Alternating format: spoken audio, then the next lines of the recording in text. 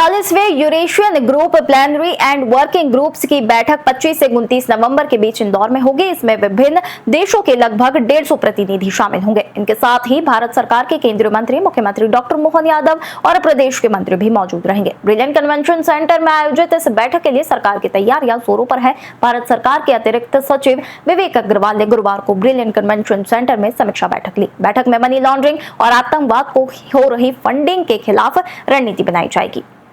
विश्व भर में मनी लॉन्ड्रिंग और टेरर फाइनेंसिंग को रोकने के लिए एक वैश्विक संस्था है जिसको फाइनेंशियल एक्शन टास्क फोर्स कहते हैं। फाइनेंशियल एक्शन टास्क फोर्स का रीजनल ग्रुप है यूरेशिया ग्रुप, जिसमें central Asian republics, India, China, Russia और ऑब्जर्वर्स जैसे जापान, अमेरिका, ये सब उसके मेंबर्स हैं। इसकी साल में 2 बार प्लीनरी मीटिंग्स होती हैं।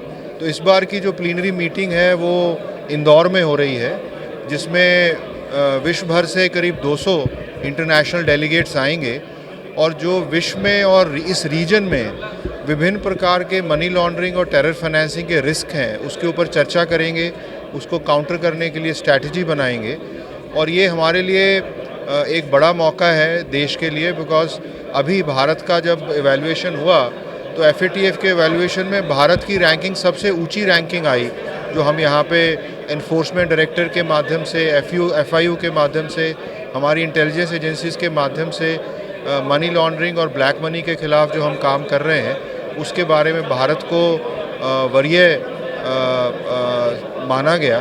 अब जब हम इस कॉन्फ्रेंस को होस्ट करेंगे, जब ये कॉन्फ्रेंस इंदौर में होगी, तो इंदौर के लिए भी ये मौका मिलेगा कि इंदौर अपनी कल्चर को, अपनी हेरिटेज को, अपनी क्लीनेस्ट सिटी को दिखाने का विश्व भर के डेलीगेट्स को दिखा पाएगा और उनको भी भारत की संस्कृति, मध्य प्रदेश की संस्कृति और ख़ासकर इंदौर की हॉस्पिटैलिटी को देखने का मौका मिलेगा।